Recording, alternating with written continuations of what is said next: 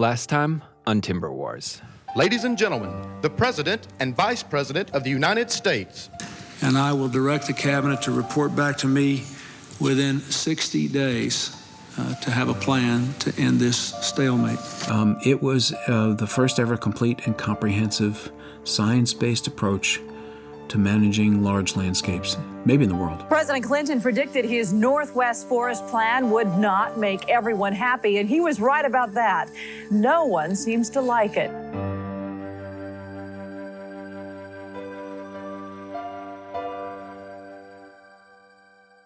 On October 10th, 1991, a fire erupted near the town of Oak Ridge, Oregon. By the time it was under control, a little over 2 weeks later, it had scorched roughly 9,000 acres in a newly designated spotted owl conservation area called Warner Creek. Rich Fairbanks led a team that fought that fire for the Forest Service. Can you tell me about the cause of that fire? Well, it was arson or an accidental fire that the person who started it didn't report it, put it that way, And it was a little bit unusual, the location where we think it started. So it may have been arson. So a bunch of old growth gets protected as owl habitat and then almost immediately goes up in smoke. It was standard practice at the time to log burned forests, so the Forest Service put it up for sale. But that didn't sit right with Tim Inglesby and Katya Juliana. Remember them? They're the activists who met at the Easter Massacre. This is a big forest reserve protected for the owl. And now an arson fire triggers a timber sale, and at the time it was one of the largest timber sales proposals in the country. And we coined the phrase "light it and log it." It felt like a loophole. Burning Warner Creek instantly transformed it from owl habitat to lumber. So Tim and Katya started showing up to Forest Service meetings to fight the sale. Well, they didn't want logging, number one, at all. And at the time, how unusual of an idea was that? It was totally ridiculous. When we first heard that, we said, look, it's the Forest Service. They're going to salvage log. They believe it's waste to leave these trees on the stump.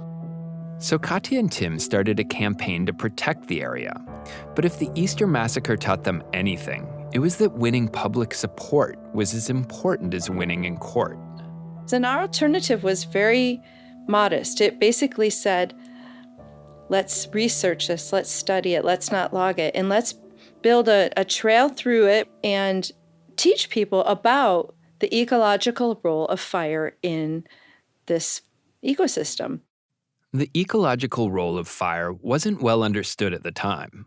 Native tribes had set fire to the landscape as a way to rejuvenate plants and trees. But then the Forest Service put an end to that. They viewed all wildfire as bad. But when Warner Creek burned, scientists were just rediscovering the idea that fire is actually important. And Katya and Tim wanted to turn the area into a living laboratory. So they led tours and put out videos like this one called Born in Fire. Or will we take a stand and demand that fire be returned to its rightful place in the ecosystem? The time has come to take this stand, and the place we must do it is Warner Creek. They also fought in court, showing that a lot of the big trees and spotted owls had survived. And after 4 years, they won. But then, in response to Clinton's Northwest Forest Plan, the newly elected Republican Congress passed something known as the Salvage Logging Rider in 1995. It said for the next year, any burned forest could be logged without any environmental review. And it was attached to a bill with support for the Oklahoma City bombing victims and Bosnian war refugees. So eventually Clinton signed off. It tossed the Warner Creek victory out the window. Suddenly, the logging company that had been waiting years had a green light to go into the forest. There too was a moment where all the mainstream national environmentalists, they just kind of wrung their hands and said, oh, darn. We lost. We'll just come back in a couple years and, try to appeal to our Congress people and those of us on the ground, this is a battle for life itself, basically headed out of that courtroom right up to the mountain, and the first level-wide spot to camp was right in the logging road leading to the first timber sale, and that folks set up camp there, and they stayed put for 11 and a half months.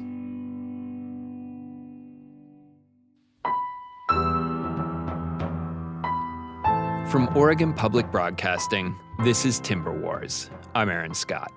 The Northwest Forest Plan was an era-defining document. Crafted by experts using the best available science, it could have been where this whole story ended. But then Republicans took control of Congress, and they opened the floodgates.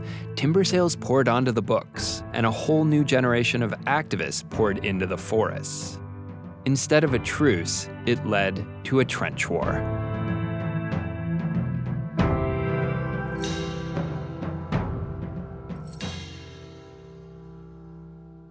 So after a judge opened Warner Creek to logging, Katya and Tim raced up the road to get between the trees and the chainsaws. This wasn't the first time they had dropped everything to save a forest. But now two things were different. First, there was no hope that they'd win in court because Congress had suspended the laws. Second, well, now they were a couple. She was pregnant at the time. Yeah, newly pregnant. So. Very. Yeah, so you setting up the first encampment, and kind of the Breitenbush model is like they're going to come any minute. We just got to, scramble and get in the road, lay some rocks and logs, and just camp there. The Forest Service had built a gate to keep activists out, so the activists camped out in front of the gate and set to work making their own fortifications. And so people started salvaging and scavenging all of this small timber and turned it into about a 10-foot high wall across the road. This is another Tim Ream. He's now an environmental attorney. Back in the mid-90s, he was an activist bouncing from cause to cause, but he was about to become the face of this one. And the wall had a drawbridge, and there was a moat dug in front of it, and there was a 20-foot tower put up, like a little reconnaissance tower, so you could sit up in the tower behind the wall, look out at the wall, declare, pull up the drawbridge, here comes the police, and the drawbridge would go up or down as necessary. And there was, before you got to the fort, there was what we call a dragon, which is basically a hole in the ground with a cement and a U-hook in there. And then you put like a metal door over it, drill a hole in the metal door, and then it functions as a lockdown device. So your hand is in cement. How is it being restrained down there? Feels like a handcuff. This is footage from a documentary about Warner Creek called Pickaxe, the Cascadia Free State Story. It was made by Tim Ream and an activist filmmaker named Tim Lewis, and we're going to hear clips from it today. So what's your point? They're not coming in here. It was like, take a bunch of free-thinking, nonviolent people and give them basic tools and the challenge of how to slow down industrial equipment. What they created looked something like a 17th century fort. Everyone who came up there, it was really, who never been doing activism, never would think of sabotage or whatever. They would lift a rock, they would move a log, they would join in. And it was truly remarkable. It was very empowering. And it was seen as the right thing to do. They called the area the Cascadia Free State. Basically, they said that if the feds were going to undo environmental laws with the salvage logging rider, then they were going to claim this land for themselves. It wasn't anarchy. It was actually kind of the opposite. Yeah, our position was, when environmental laws are outlawed, it takes environmental outlaws to uphold the law. The Forest Service made one head-on attempt to round up the outlaws early on. Blocking a public highway is a crime in Oregon, and you can be physically arrested for it. Are you willing to go? But wary of a front-page conflict, the bulldozer didn't make it past the guy with his arm locked down in the dragon. In the eyes of the Forest Service, this is destruction of government property, a federal offense. And some critics are even calling these protesters domestic terrorists. Never knowing when the Forest Service would return, protesters slept with handcuffs on their wrists, always ready to lock down. And pretty soon, the locals started harassing the protesters too, driving up and blaring music all night right outside their encampment. Come on. Okay, we don't want to see any type of vandalism, gentlemen. Hey, nobody's doing vandalism. What the fuck is this vandalism? Look at this trees right here. You just killed this shit right here. you like to have a discussion? You just killed this shit. But more than harassment in the night, they had visitors during the day. There were school classes on field trips and tourists on vacation, reporters from the New York Times and 60 Minutes, and a lot of locals who were just curious. What the hell was going on up there? So we were learning from local people.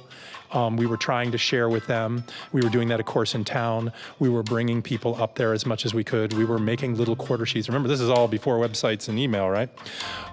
We were doing anything we could to get the word out. They needed to get the word out because despite the DIY fortifications, this wasn't Ewoks versus stormtroopers. If it came down to a fight, the activists were going to lose, and they knew it. We are not going to be able to win a war of force against the state when they really decide they want to come in here. But what we can do is we can win a hearts and minds campaign. We can win the public relations campaign. And that's about grassroots organizing, and it's about narrative. It's about storytelling. By blockading the road, the story they were telling was that this thing that society had taken for granted and viewed only as a resource, it was actually deserving of basic protections. This is Tim Ream talking to the camera in the Pickaxe documentary. We at one time, as a society, didn't believe that women had the same rights as men, children had the same rights as adults, people of color didn't have the same rights as white people. And slowly we've changed our values, and I think we're going to have to change our values to accept rights of forests and rights of rivers, rights of mountains. Protecting Warner Creek wasn't just about closing the light it and log it loophole, but making the case that forests, even burned forests, weren't just future lumber. They had an inherent right to exist. But meanwhile, the salvage logging rider was devastating forests across the West. Because it turns out it didn't just apply to burned trees. Republicans had written it broadly. Parts of this rider seemed alarmingly vague to congressional opponents. Democratic Senator Bill Bradley of New Jersey, for instance, noted that forests only had to be threatened by infestation or drought to qualify for salvage logging. As I read this amendment, that language means to limit salvage timber sales to areas where the trees are still made of wood.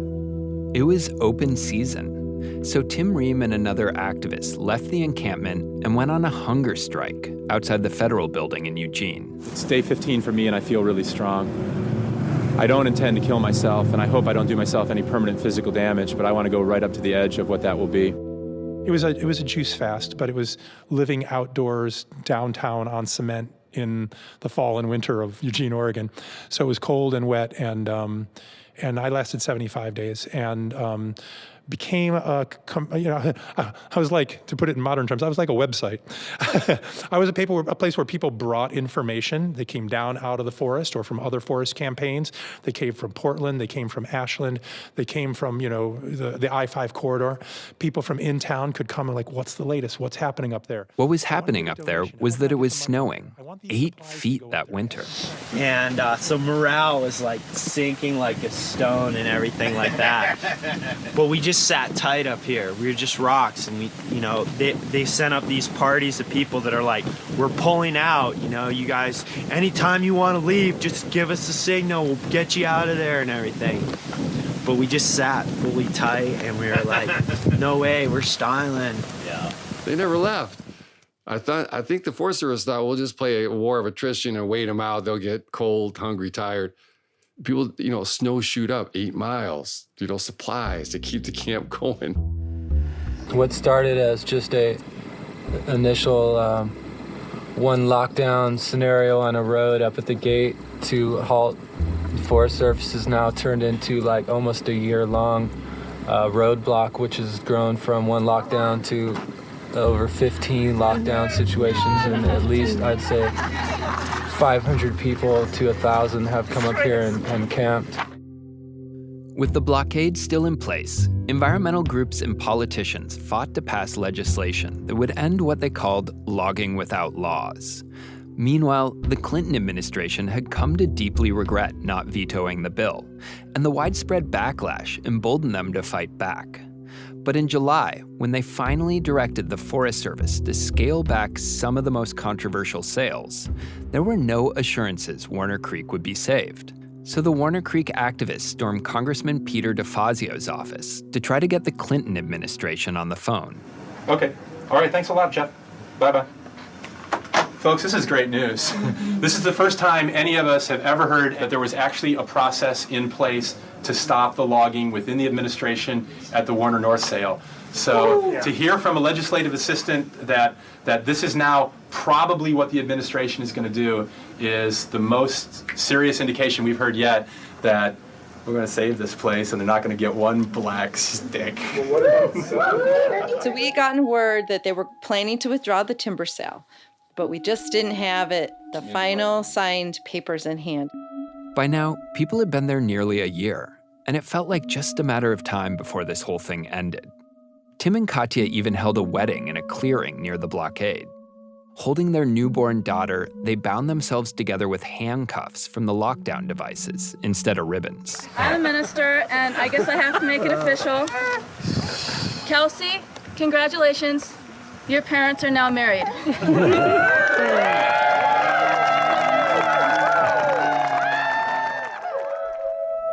So with all signs pointing to the sale being canceled, activists started to relax the blockade. And that's when the Forest Service made its move. That's after the break.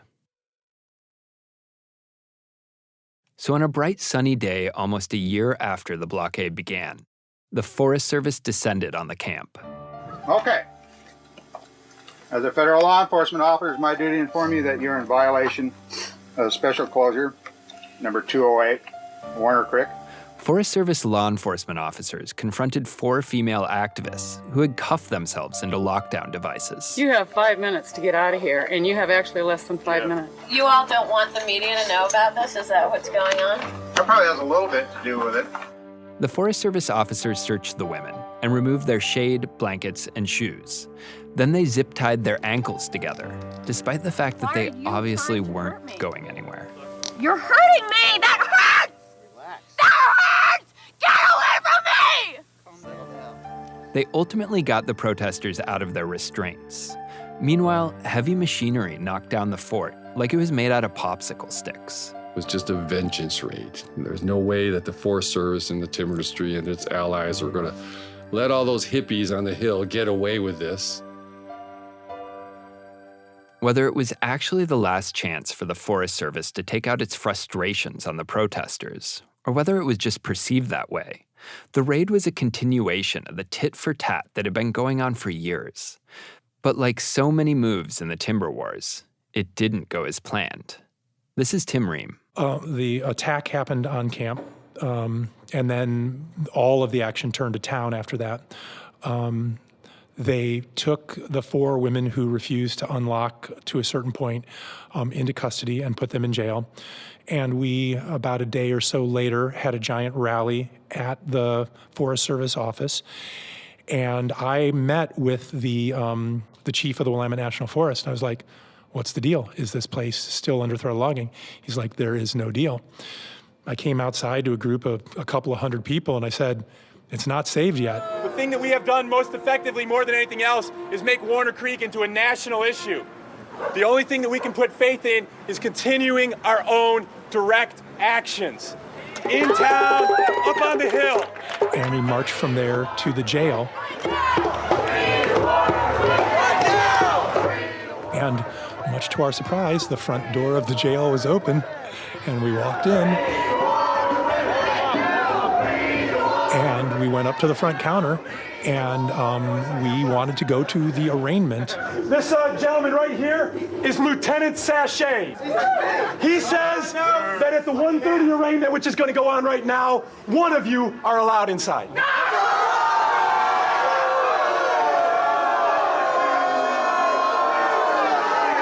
How many of you think that you are the one? But we're like, hey, wait a minute, these people have been arrested in secret. Now they're going to be arraigned in secret. They're going to have these court proceedings, like no members of the public are allowed. And frankly, what happened is we kind of rioted in jail. No justice, no peace, no justice, no peace.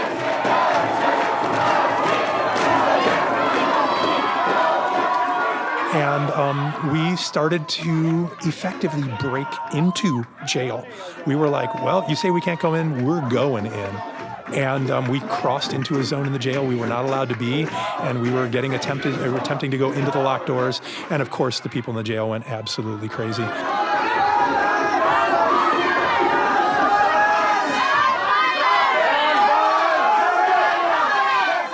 The best way to go to jail is when you want to go in and not leave until you're ready to leave.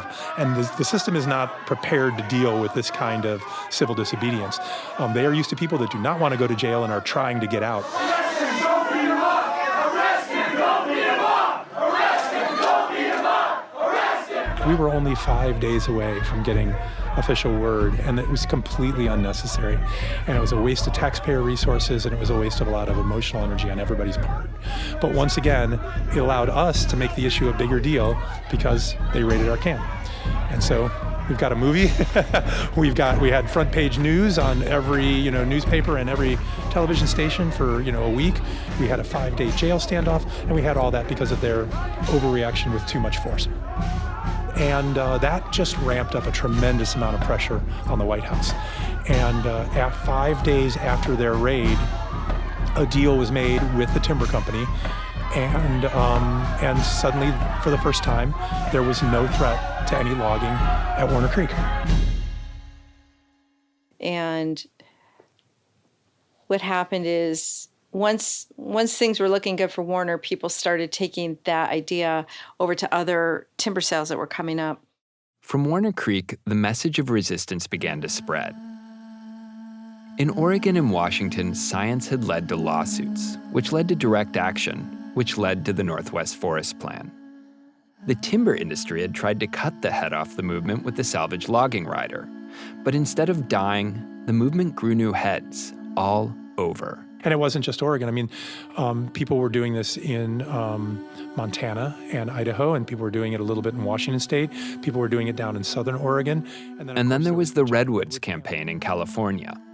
People like Julia Butterfly Hill got international press for spending 2 years living in the branches of a giant redwood. And while only a few tree sitters actually saved their trees, they brought the right kind of attention. You can't spin a tree-sitting story to make the tree sitter look violent. There's somebody up in a platform on a tree that loves the tree so much, they're living up there on a piece of wood high off the ground, endangering their life. I mean, the symbol is all built into that. The story is built into the visual. And so a movement that began in the 80s as college kids and hippies and hardcore activists, the kind of people who can camp out at a blockade for weeks at a time, this movement went fully mainstream. There were accountants and politicians out there marching in the woods, and senior citizens locking their necks to logging trucks. You're not turning it off, you know someone's locked under. There's an old woman. She's 80 years old. 80 years old woman locked in the back of your truck. You will kill her. The world had shifted. For a majority of Americans, the long-held plan to log the last of the ancient forests was no longer acceptable. But as the movement blossomed, its more radical members also sacrificed the moral high ground. In late October 1996, a Forest Service pickup went up in flames, and someone spray-painted "Stop Raping the Forests" on the walls of the Detroit Ranger Station. 2 days later, the Oak Ridge Ranger Station burned to the ground. This is Rich Fairbanks again. Well, I remember some environmental group, I forget which one more fringy type folks, glued all the locks in this one ranger station. And they glued some of the locks in the parking lot, civilian vehicles. Dude, the way to make a lifelong enemy is to mess with their ride in a little town? Jesus. Of course, for every action, there's a reaction. In June 1997, police in Eugene dealt with a protester hanging onto a tree by cutting open his pants and pepper spraying his genitals. Then that fall in Humboldt County, California, protesters stormed the offices of a logging company and a congressman. Locking their arms into metal sleeves, the protesters could not be removed. But they were also utterly defenseless. So the police very meticulously rubbed pepper spray into their eyes with Q-tips, or sprayed them point blank. Let go of your minds. You're next, sir. We're not your next. We're not This sounds more like torture than law enforcement, but it happened at least 3 times, and one of them's right there on YouTube. We are not violent. This is only for violent criminals. We are not. In response to these strong-arm assaults by the government, the tactics out in the forests became even more sophisticated. To a point where, we had Greenpeace coming in and dropping shipping containers completely welded shut across forest roads with, communications equipment embedded inside so that, and this is, I think, maybe the late 90s, so that they could communicate while locked down inside of a shipping container, not able to be tortured, not able to be pepper sprayed or tear gassed. What had been a legal chess match became an arms race. And some of the people who gravitated to the issue for intellectual or idealistic reasons became radicalized, particularly in the U.S. capital of anti-capitalism, Eugene, Oregon. Somebody comes out like, I love the trees. Do you know about this? Do you know about that? And then, next thing they know, they're getting pepper sprayed or they're getting, torture holds or something like that thrown into jail. And all of a sudden they're like, wait a minute, the system isn't what I thought it was. I'm not saying this is all comes as a result of Warner Creek, but there were a lot of people who were radicalized in forest actions who then became key people in anti-globalization protest. In 1999, 40,000 people showed up in Seattle to protest the World Trade Organization, disrupting their meetings with blockades and confrontations with police that became known as the Battle of Seattle. And black-clad anarchists from Eugene were on the front lines. So a lot of the tactics that you saw in the streets of Seattle during the WTO in 1999 that shut down the WTO meetings, the World Trade Organization meetings, those were tactics that were developed in the forest. Around this same time, a small group of Eugene eco-anarchists who'd met through forest defense actions secretly pulled off more than a dozen firebombings. They hit a logging company office in Oregon and a ski resort in Vail, Colorado, all under the umbrella of a group called the Earth Liberation Front. Although they never hurt anyone, they caused some $50 million in property damage, and that was enough to make the Earth Liberation Front one of the FBI's top priorities. That's a whole other story. But the point is, the timber wars rippled out of the forest for both sides. I see most of the effects of the timber wars as negative. Rich Fairbanks. The one thing that I do see as very positive is we quit cutting our primary forests. We quit cutting our native forests. Rich eventually spoke out against the Forest Service's logging practices and helped start the group Forest Service Employees for Environmental Ethics. He's one of the few people with a foot on each side of this conflict. I would say that the Northwest Forest Plan and the forest plans that were amended by the Northwest Forest Plan were a huge leap forward in how we manage our forests, how we take care of our forests, public forests, but that the battle around them so poisoned the waters that I do sort of mourn that loss. I used to be able to talk to Republicans, and this is one of many issues that became this, wedge that it's very hard to do nowadays. But so in a way, I mean, for you, there's a positive story about how it saved forests, but kind of a tragic story about what it did to government and society. It really did. It divided communities that didn't need to be divided, and it turned some respectful disagreements into these hate things. There's a saying about nonviolent resistance that's commonly misattributed to Mahatma Gandhi. It was actually paraphrased from a speech made by union organizer Nicholas Klein. It goes, first they ignore you, then they laugh at you, then they fight you, then you win. That's pretty much the ideal version of things. But what happened to the Northwest was something more like, first they ignore you, then they laugh at you, then they fight you, then you fight back. Eventually, you're more concerned with winning than with solutions. When you look back at all the things, all the millions of dollars that were spent on the environmental side, you don't see much of a push for short-term loans, changing the community so it could do different things, retraining people, paying people to go to school. You don't see very much of that at all. They could have made this really painless, but they didn't want to. They wanted it to hurt. At least some folks. Or they were indifferent.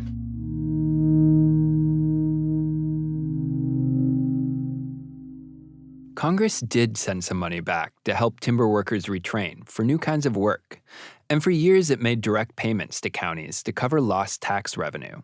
There was also stream restoration and wildfire prevention work for loggers.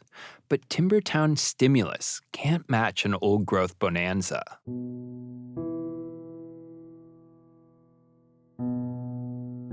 When you come after someone's livelihood, no matter how destructive and ugly it is, you leave them no choice but to fight back. It should be no surprise when they do. Then again, when an entire industry has gotten used to making easy money, consuming a public resource that the natural world depends on, well, that industry can't go on unchecked. So with two groups who can't talk to each other, who both feel like victims of a bully, where do you go from there? How do you end the timber wars? That's next time.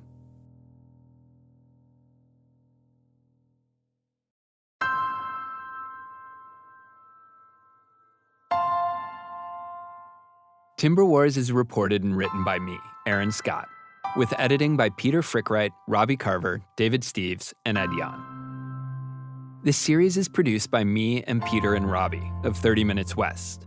Our music is composed and performed by Laura Gibson. Robbie Carver does our sound design, and Stephen Cray does the final mix. Our fact checker is Matt Giles, legal oversight by Rebecca Morris, and our executive producer is Ed Yon. Thanks to Tim Lewis and Tim Ream for audio from their documentary Pickaxe, and to NPR, Katie Doggart and Jenna Molster for the archival news tape. Timber Wars is a production of Oregon Public Broadcasting. Our science and environment team is out there covering the Northwest, whether it's breaking news or in-depth stories like this one. And we can only do it with member support. So a big thank you to our members. And if you're not one of them yet, now is your moment. Head on over to opb.org/pod. You are the reason we can do this. Another way you can support this show is to review us and give us a rating wherever you get your podcasts. It really does help new folks find our show. Thank you.